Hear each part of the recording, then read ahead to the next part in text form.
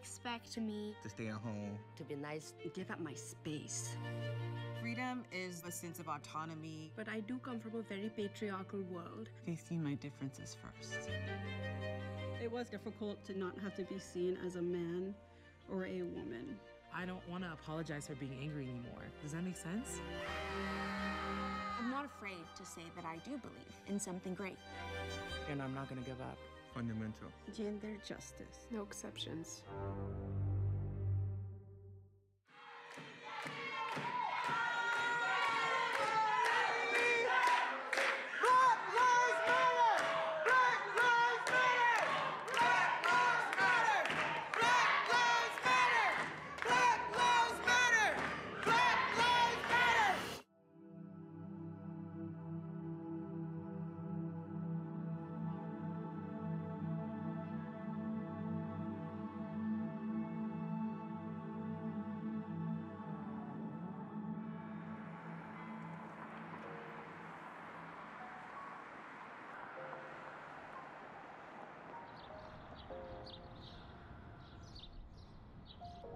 Look, whether or not you agree with Freedom Inc.'s tactics, are you in agreement with what they're saying they're for?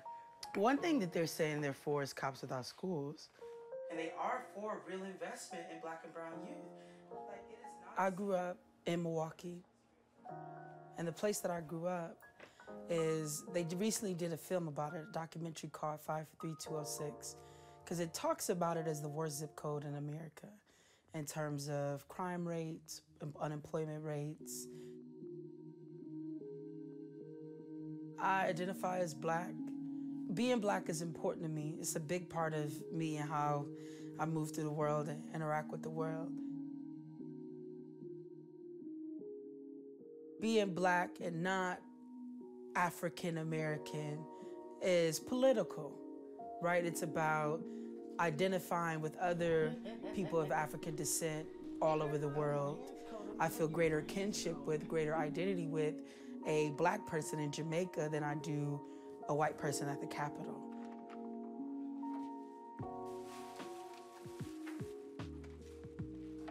I also, in terms of my gender, I identify as gender nonconforming. I don't conform to what society says a person with my body should be like. And also for me, I see myself as identifying with people who are masculine, identifying with people who are feminine, and feeling identity and sameness with both. So for me, I really feel like a blend of those things.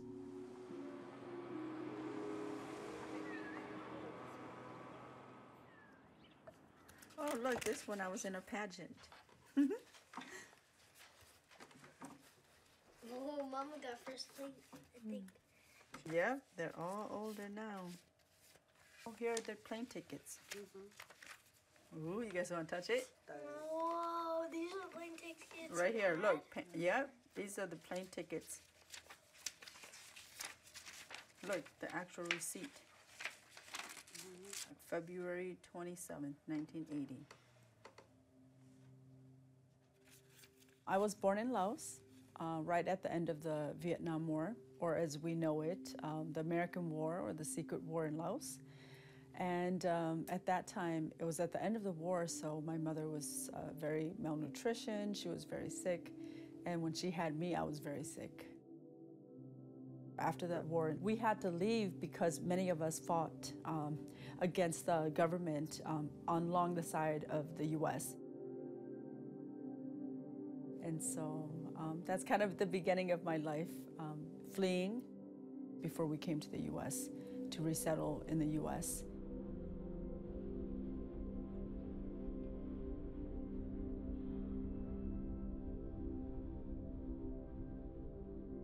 Growing up in a very traditional Hmong household, there are very specific gender roles.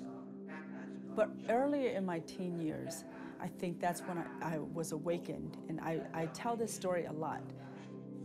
But it was this particular moment where we were having a family ceremony, a family gathering, and all the women would cook and then prepare the food, and all the men would eat first, and then the women would eat second. And I just remember as a young teen, like, oh, let me just go into this tiny kitchen and let me start. And I started eating. And as I was eating, I'm like, I'm gonna eat for my sister, I'm eating for my mom, I'm eating for my aunties, I'm eating for everybody, right? And I felt that sense of justice, like this was what justice must look like. And I've always felt that was something that I fought for. And that, I think that's been my life learning in creating like a Freedom Inc.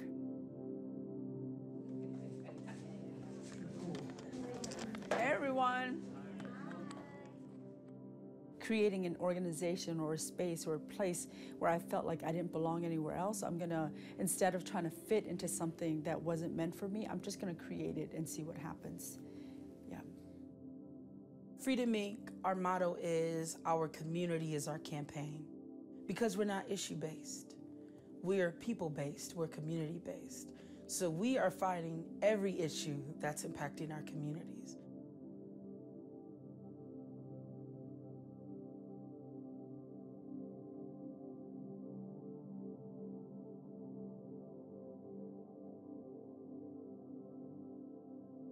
If you were to ask 20 different people what we did, they would say probably 20 different things. We've become a political home for many people. We've become a resource for people when they're trying to figure things out around queer issues, gender issues. And how do we support each other across racial, intergenerational, and multi-gendered spaces or communities? I think we're a lot to many people in many different spaces. Freedom Inc. is. I think people are unclear about that. Okay. Because they were all over the place. So gender identity is how you see yourself on the inside, right? So when we talk about gender expression, is how you express yourself on the outside.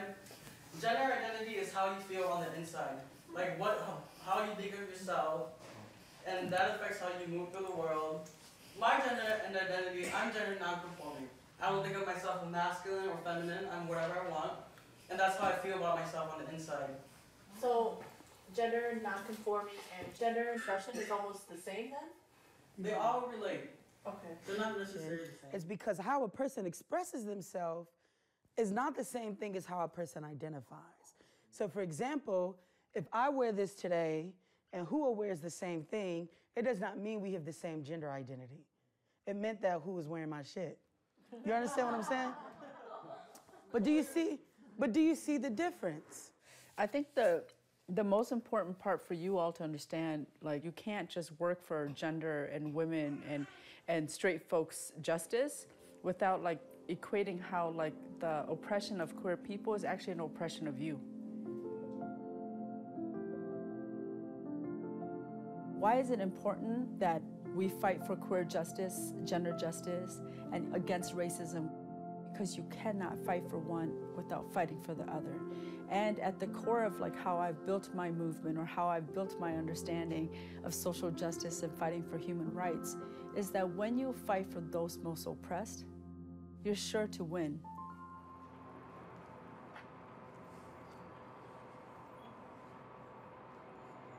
Madison is a white liberal city, which means that on the surface, it looks as though they have progressive values. So it looks like they support LGBTQ rights, racial justice, ending poverty. Quite the opposite, quite the contrary. Black people are arrested at 11 to 1. That means there are 11 arrests of Black people for every arrest of one white person. And the reason why that is so alarming is the population is almost the reverse.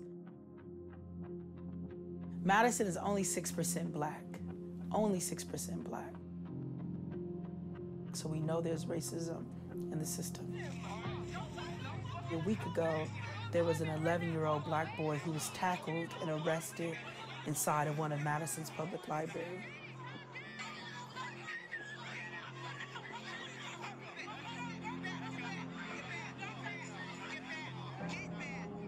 there's a hyper-criminalization of Black youth. And so over the last year and a half, our young folks have been showing up at the school board meetings to show and demonstrate that they do not want police in schools.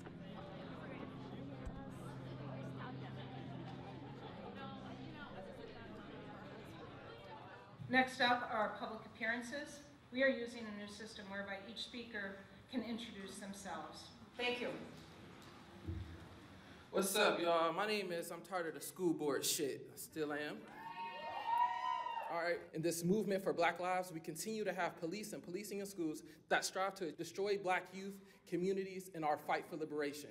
As many times as we come here to tell you that our children are being hurt by your decision making, you all still don't listen. Before our young people intervening, removing police from schools wasn't even a conversation.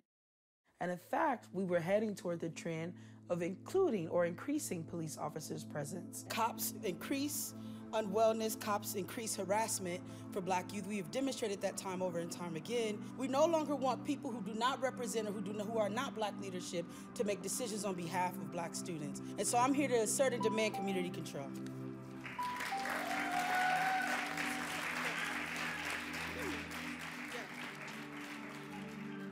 If at the root of patriarchy is devaluing of women and girls, at the root of racism is devaluing Black bodies and people. You cannot fight as a Southeast Asian person or as an Asian person against racism without also being pro-Black and supporting Black movements. As somebody who works with victims and survivors of domestic violence and sexual assault, I can tell you that many of our families do not use the police as a solution. Like, if we don't use the police in our own daily lives to keep us protected, why do you think that we would feel safe with them in schools with our kids? We don't. I don't have a lot of time, but this kid wants to say something, so I'm gonna let him say first. No cops in schools, all power to the people.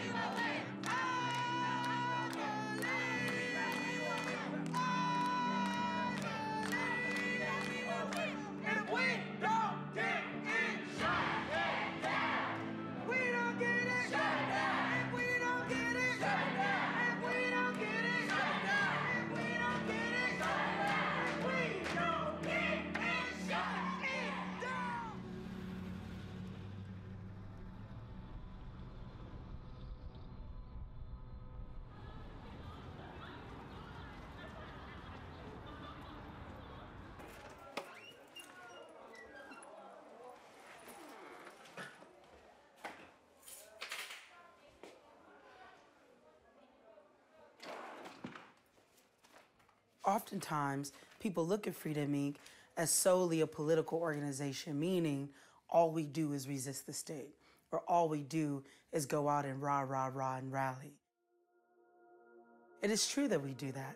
We're proud to be women, queer and trans people who can stand up to authority. But we do that in service to our actual lives being better.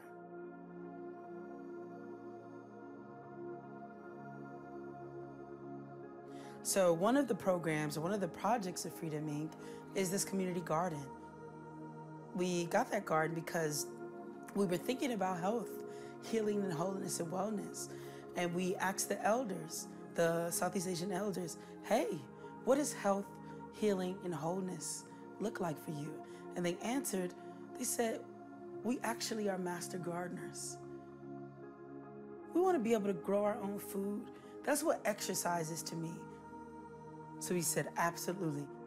And then there was a community organizing campaign. Diddy didn't just give that to us. The alder was racist and said, you know, we ought to bust you out of here. That didn't turn us away. We fought hard and we won. So now in the middle of the city, what they say is the most beautiful park, there's the most beautiful garden in the city.